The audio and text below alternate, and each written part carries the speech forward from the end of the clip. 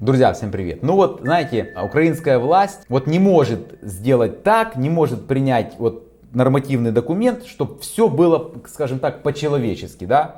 Вот, чтобы вот приняли, как там написано, так оно все и выполнялось. Гвоздей не вставлялось, никаких проблем не возникало, чтобы лишних вопросов чиновники не задавали, понимаете? То есть вот написано, вот так должно все делать. У людей давно уже такого понимания нет, страх есть, я это вижу, я это знаю. Люди просто-напросто не верят, да, украинцы, потому что написано одно, а когда человек приходит к чиновнику, к украинскому, там совсем другое с него требует. И человек бессилен, потому что он ничего не может сделать, не на кого пожаловаться. Вот в чем вопрос.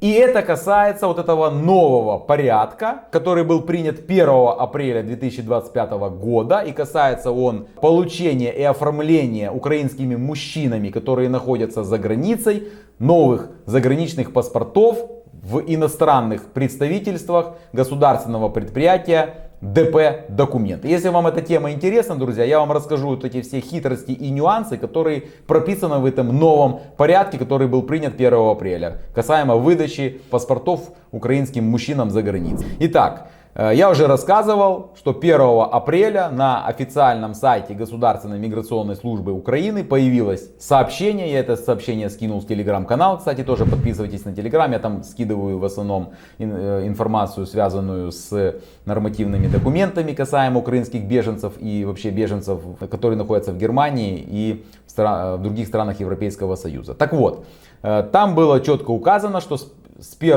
апреля все, вопрос решен. Президент Владимир Зеленский, как сказала Верещук, сразу же в этот же день, 1 апреля, значит, разрешил и сдержал слово перед гражданами Украины мужского пола, которые находятся за границей. И теперь мужчины смогут спокойно оформить свои заграничные паспорта, значит, в иностранных филиях ДП документ без предъявления резерва плюс, да, и без предъявления вот этого военно-учетного документа в виде QR-кода. Пожалуйста, все делайте, все нормально. Соответственно, был принят этот порядок, и сейчас я вам, друзья, расскажу простым языком, да, что там изменилось, да. И этот порядок касается в первую очередь, внимание, постановки на воинский учет мужчин мобилизационного возраста от 18 до 60 лет, которые находятся за границей.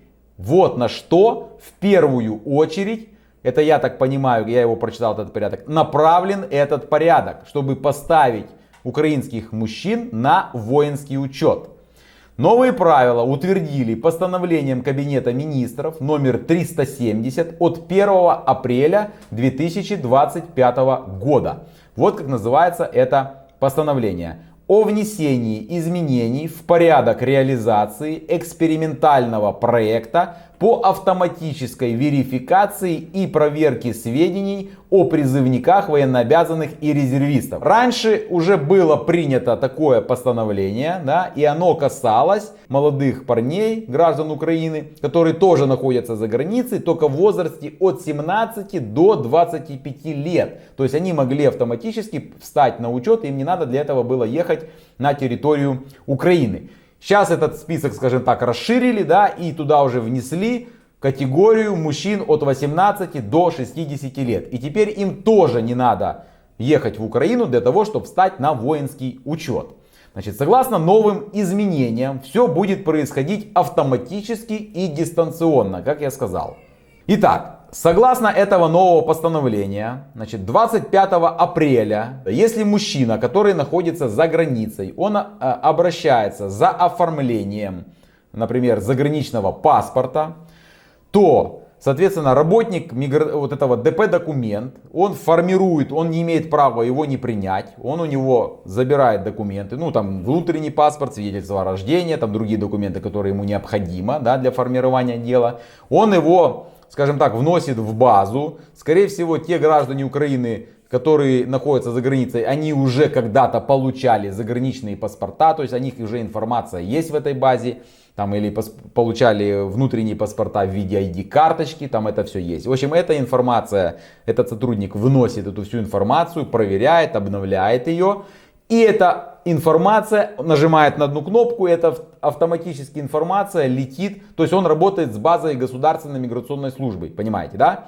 То есть этот работник ДП документ. Он когда проверил информацию, когда туда довнес, обновил ее, скажем так. То есть он верифицировал этого гражданина мужского пола, обратившегося за паспортом. Он нажимает кнопку, и эта информация полетела в оберег. Все. То есть она попадает в единый государственный реестр призывников, военнообязанных и резервистов. То есть туда попадает все. Вот все, что у него есть в этой базе государственной миграционной службы, это фотография человека, отпечаток пальца в электронном виде, место жительства подтягивается, там идентификационный код, электронный адрес почты, если он давал, телефон мобильный, ну все. Все, что есть в базе государственной миграционной службы, попадает в эту базу Аберик. Там эта информация автоматически обрабатывается. То есть Аберик это Министерство обороны. И мужчину автоматически ставят на воинский учет. И у него уже получается в деле, в электронном автоматом создается вот этот вот военно-учетный документ с QR-кодом. Теперь вы зададите вопрос, а по какому же адресу ставится на учет мужчина? Есть, понятно, мужчины, которые были прописаны там в Украине, а есть же те, которые по 20, по 30 лет находятся в странах Европейского Союза, да, там ко мне только, наверное, человек 20 обратились, у которых просроченные паспорта. Что делать, Роман? Мы в Германии живем 30 лет, я уже забыл, где-то Украина на карте мира находится. Вот. У меня только паспорт украинский, я там уже и давно выписался, и все, там ничего меня не держит, у меня ничего там нет. Даже и прописки нет. У меня даже паспорт внутри не забрали, потому что я уезжал на ПМЖ 30 лет назад. Понимаете? Как его ставить? Есть вариант. Все тоже прописано в этом постановлении. Значит, если мужчина прописан в Украине, то есть есть его адрес, соответственно, он подтягивается автоматически. Его ставят просто на воинский учет в том ТЦК, где находится этот адрес его прописки. Никаких проблем нет, все понятно.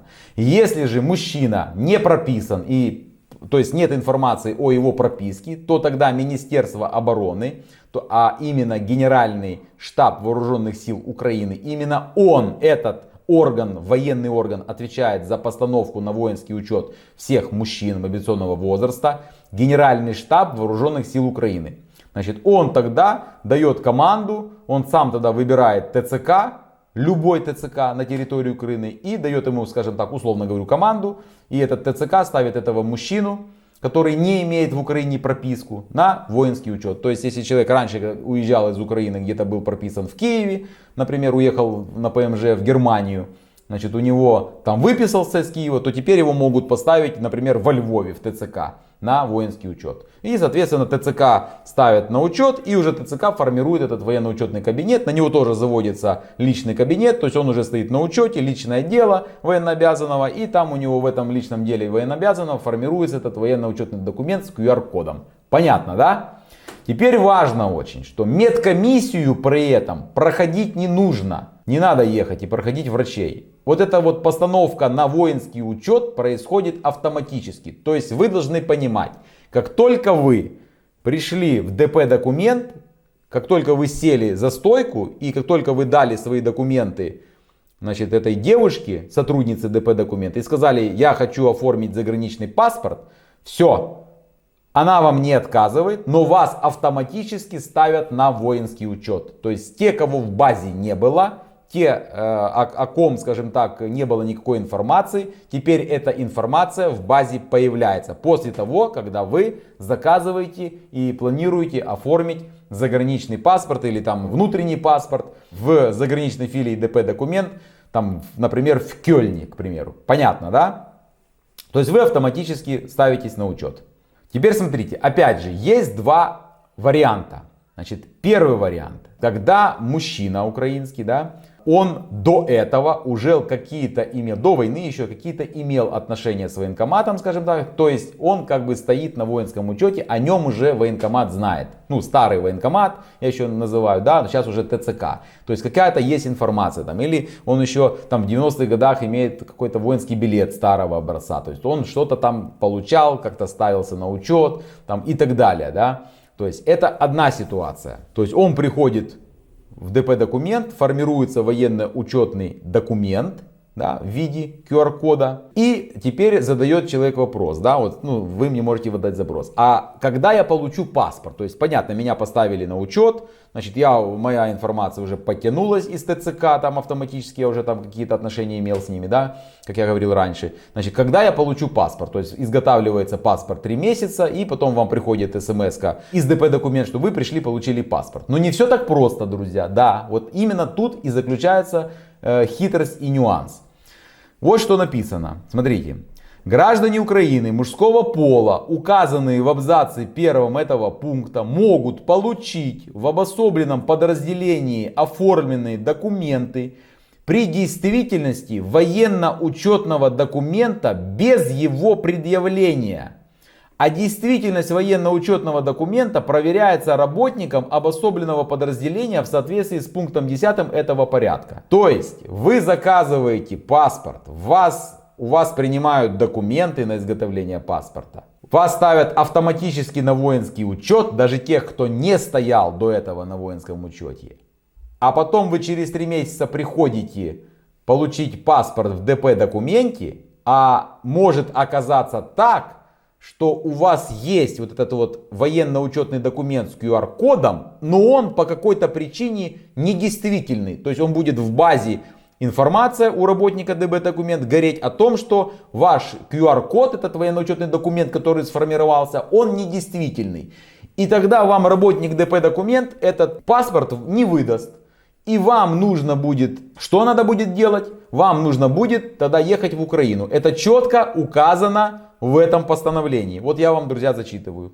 В случае получения из Единого государственного реестра призывников, военнообязанных и резервистов сведений о недействительности предъявленного военно-учетного документа, получение такими лицами паспорта гражданина Украины, паспорта гражданина Украины для выезда за границу осуществляется в территориальном подразделении Государственной миграционной службы. В таком случае пересылка таких паспортов в обособленное подразделение или зарубежное дипломатическое учреждение Украины для организации их выдачи не осуществляется.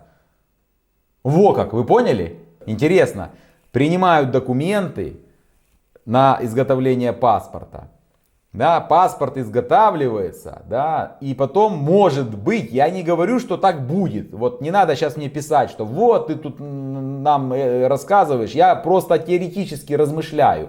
Ну, может быть, вот в Украине вот такая ситуация. Вот как вы думаете, да, что вы все заказали, вас поставили на воинский учет, кто не стоял, да, а вас всех знают, а тут раз... Ваш паспорт готов, он у вас в ДИИ появился, тут раз вы приходите, а ему говорят: извини, мы не можем тебе выдать, потому что у тебя недействительный военно-учетный документ. Вот как вы думаете, может такое в Украине быть или нет? Вот напишите свое мнение в комментариях. Поэтому я вам и рассказываю, что такое, я так думаю, что такой вариант возможен, например, исходя из длительного моего общения по разным вопросам с государственными органами Украины. Я предполагаю, что такой вариант возможен, да, что вы придете за паспортом, а вам сотрудник скажет: нет паспорта, я вам не выдам его, потому что у вас недействительный военно-учетный документ, вам надо в Украину ехать и получать его в ГМС. Тем более это четко указано в этом постановлении. Обидно тем будет, что это распространяется и на тех мужчин, которые на воинском учете никогда не стояли в Украине, которые проживают по 20-30 лет за границей и которые пришли оформлять, вернее, свой паспорт для выезда за границу, да, они не стояли, их поставили на учет, на воинский, вот так как я рассказал, да, генеральный штаб определил ТЦК и их поставили на воинский учет, потому что их ничего не связывает с Украиной, даже прописки у людей нет. Вот. А потом, когда прошло 3 месяца, он приходит получать, а ему скажут: извини, дорогой, значит, мы тебе не выдадим паспорт, потому что тебе надо в Украину ехать за паспортом. Понимаете? А он уже все, он уже стоит на воинском учете. А до этого он не стоял на воинском учете. Понимаете, да, разницу? Вот это будет обиднее всего. И на них тоже эта норма распространяется. То есть, если он покажет военно-учетный документ, там в базе появится у сотрудника, потому что у него же ДИИ нету и резерва плюс нету, Да? Это работник будет ДП-документ проверять, действительный ли у него военно-учетный документ или нет. И он ему скажет, например, недействительный, все, я тебе его не выдам. Он скажет, да я в Украине никогда не был, вы меня автоматом поставили, взяли у меня документы, вот паспорт готов, мне пришла смс-ка, да? Я пришел, дайте мне паспорт. А работник скажет, нет, не дам, едь в Украину, у тебя недействительный военно-учетный документ. Согласно этого постановления, я вам зачитал норму, которая там указана. Вот так. Таким образом, можно подвести итог, заключение, что в обоих вариантах, о которых я вам рассказал, в случае, когда вот этот военно-учетный документ с QR-кодом оказывается по какой-то причине недействительным, то получить паспорт за границей не получится.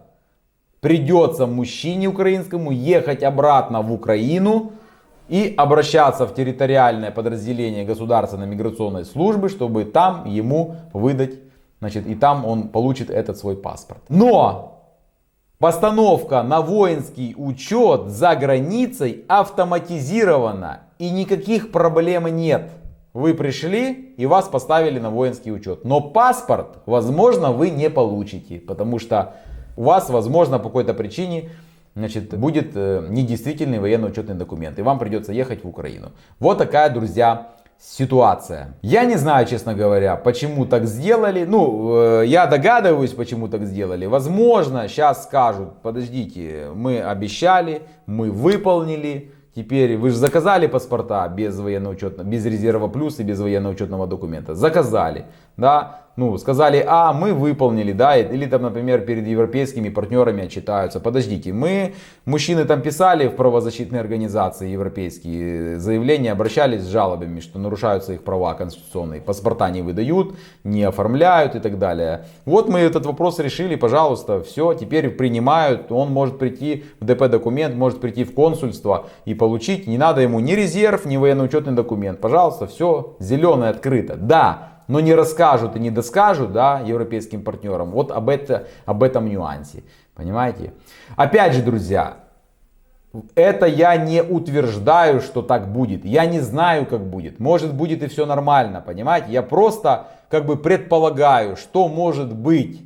И своими мыслями я с вами делюсь. И опять же, эти мысли у меня не просто я там посидел, в носу поковырял, подумал. Я конкретно вам даю нормы из этого нового постановления. И на них опираюсь, скажем так, в своем повествовании, да, и этой возможно, проблемы. Вот такая ситуация. Что думаете вы, друзья, по этой теме? Напишите, пожалуйста, свое мнение в комментариях.